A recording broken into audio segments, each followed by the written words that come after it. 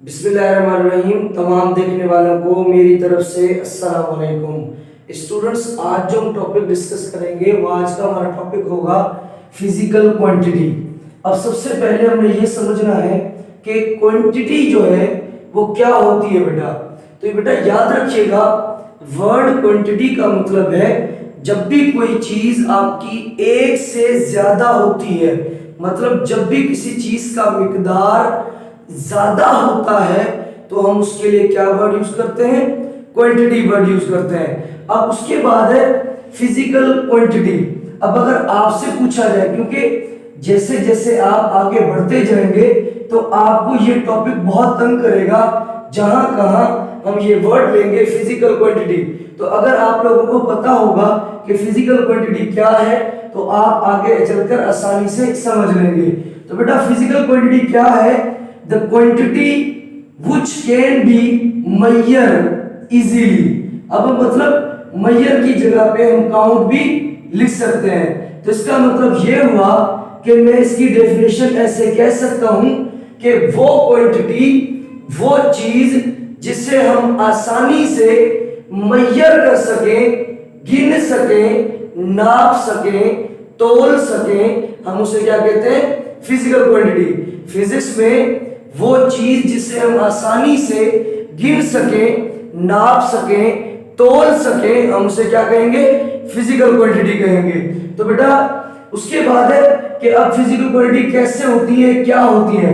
बेटा फर्स्ट करें, मैं अगर आपसे पूछूं कि क्या आपका जो मैस होता है, आपका जो वजन होता है, वजन आपका फिजिकल क्वांटिटी है? क्या हम वजन को बेटा नाप सकते हैं? क्या हम वजन को गिन सकते हैं? क्या हम वजन को तोल सकते हैं?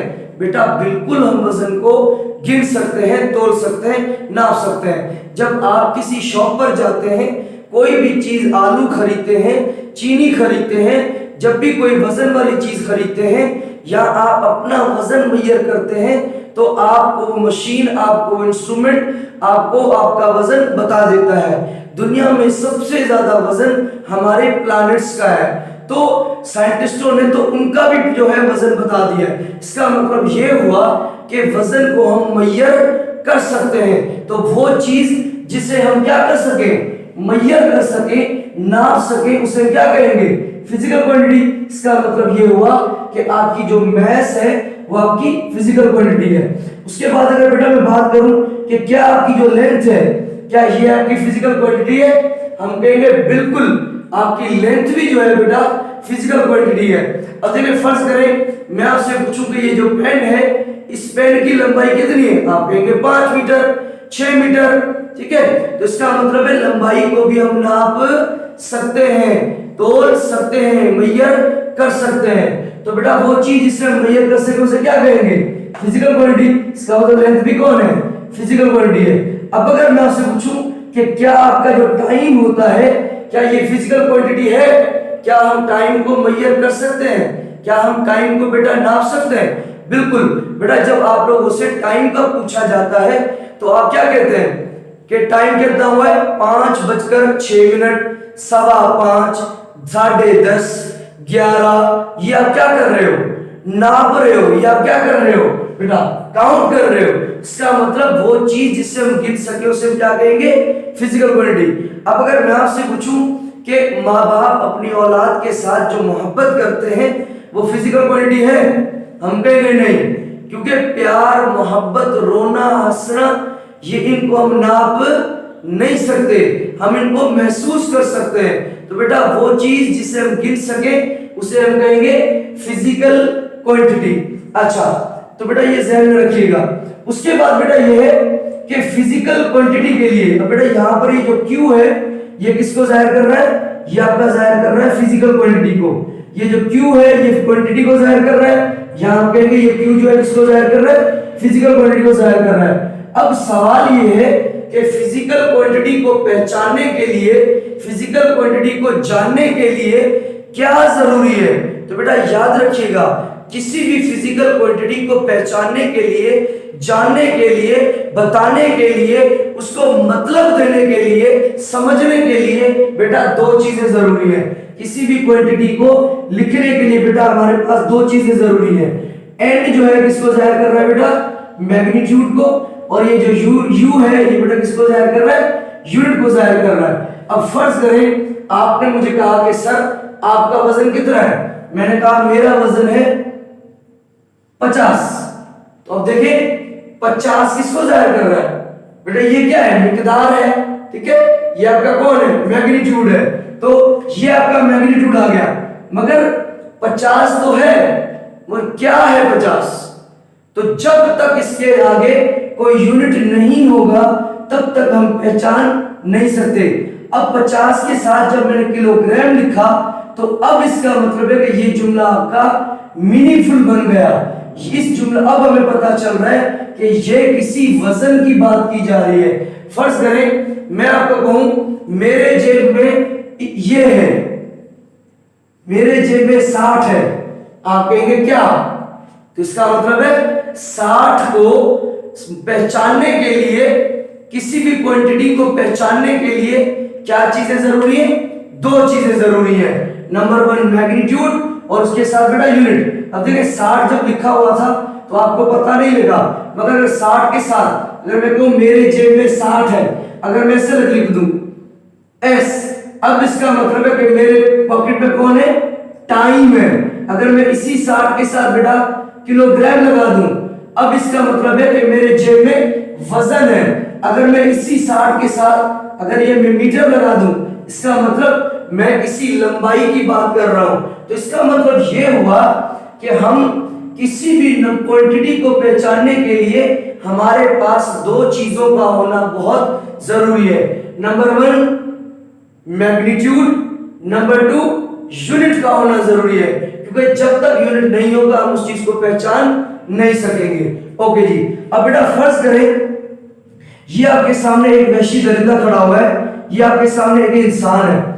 मैं कहूं ये जो स्टूडेंट है, ये जो शागिर्द है, इसकी जो लंबाई है वो आपकी लंबाई है 104 सेंटीमीटर। तो अगर मैं आपसे पूछूं कि ये जो 104 है बेटा, ये जो 104 है ये कौन है बेटा, तो मैं कहूंगा ये 104 कौन है बेटा, ये आपका मैग्नीट्यूड है, ठीक है। ओके जी, कि मतलब कोई चीज है कितनी है, मतलब मैग्नीट्यूड ये जाहिर करता है कि कोई भी चीज है तो हाउ मच है, कितनी है, कितना मिकदार है। ओके, अब ये जो उसके साथ बेटा सीएम लिखा हुआ है सेंटीमीटर, बेटा ये कौन है आपका, ये आपका कौन है, प्रॉपर यूनिट है।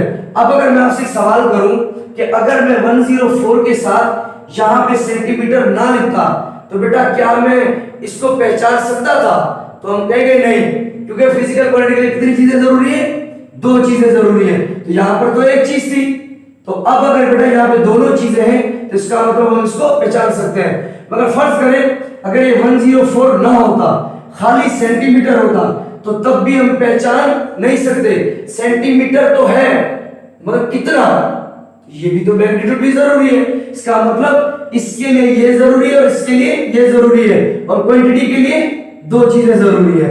तो 104 आपका मैग्नीट्यूड है और सीएम आपका कौन है बेटा, प्रॉपर यूनिट है।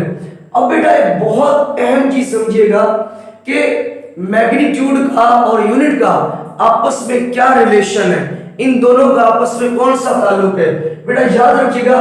अब एक चीज आप बेटा समझ लें, फर्ज करें कि अगर मैं आपके सामने लिखूं कि भाई A is,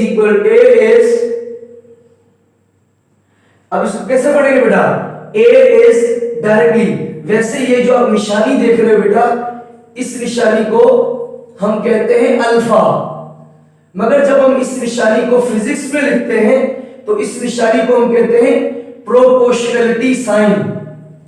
फिजिक्स में बेटा इसे क्या कहते हैं, प्रोपोर्शनलिटी साइन कहते हैं। इसका मतलब यह हुआ कि फिजिक्स में ये हमेशा दो क्वांटिटीज के दरमियान रिलेशन जाहिर करती है, मगर ये क्वांटिटी बेटा दो रिलेशन जाहिर करती है, एक डायरेक्टली और दूसरा इनवर्सली।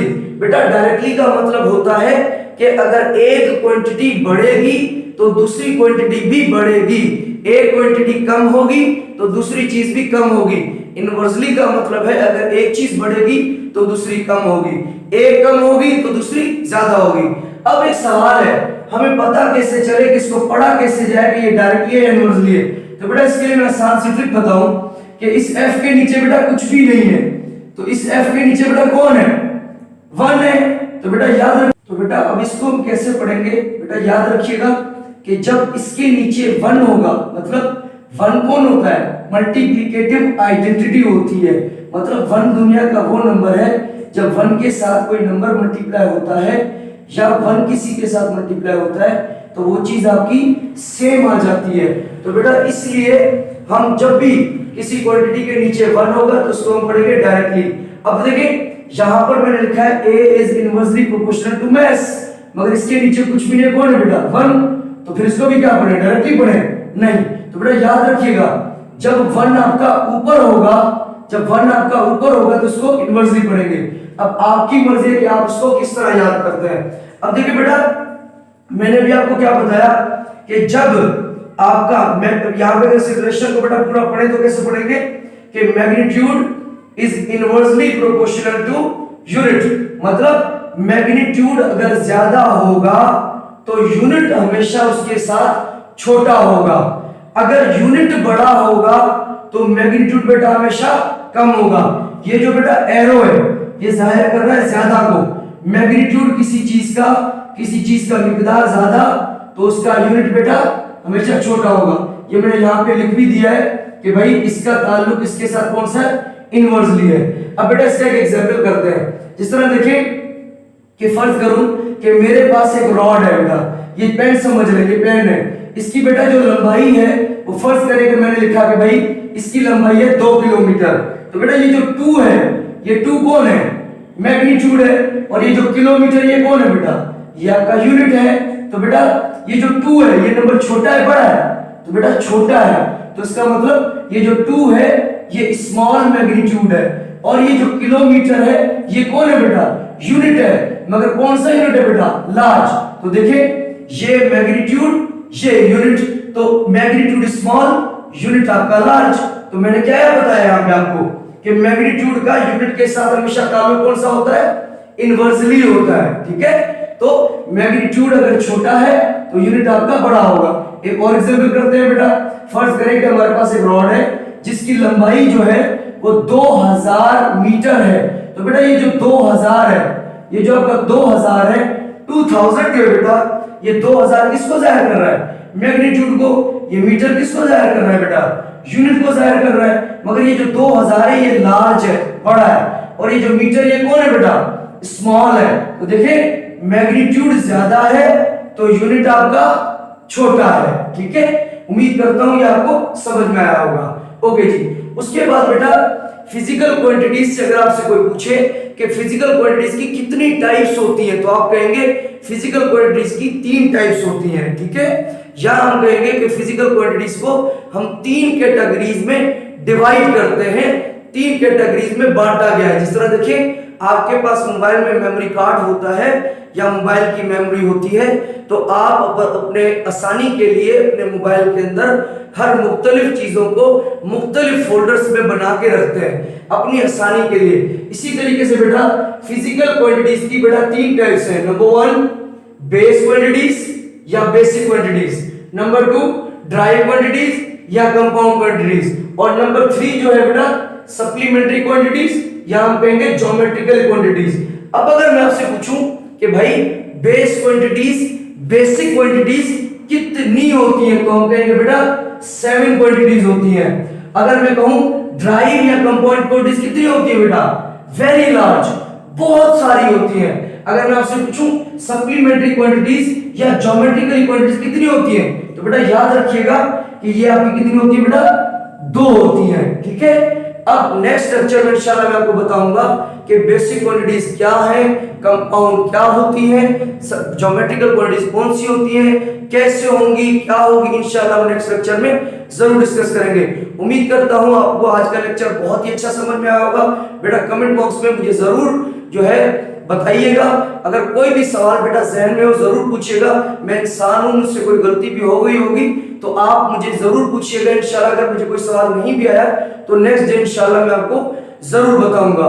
और बेटा ये वीडियो, ये लेक्चर अपने दोस्तों में, फ्रेंड में जरूर शेयर कीजिएगा, मेरे चैनल को सब्सक्राइब कीजिएगा और बेल आइकन को जरूर प्रेस कीजिएगा ताकि आपको आने वाले लेक्चर मेरे एक क्या पता जरूर लगता जाए, ताकि आप वीडियो सुने और आप लोगों को फायदा हो। अपने दोस्तों में शेयर कीजिएगा ताकि उनका भी फायदा हो, क्योंकि इंसान जात का मतलब है किसी और को फायदा पहुंचाना। Stay blessed, stay inspired. अल्लाह हाफिज।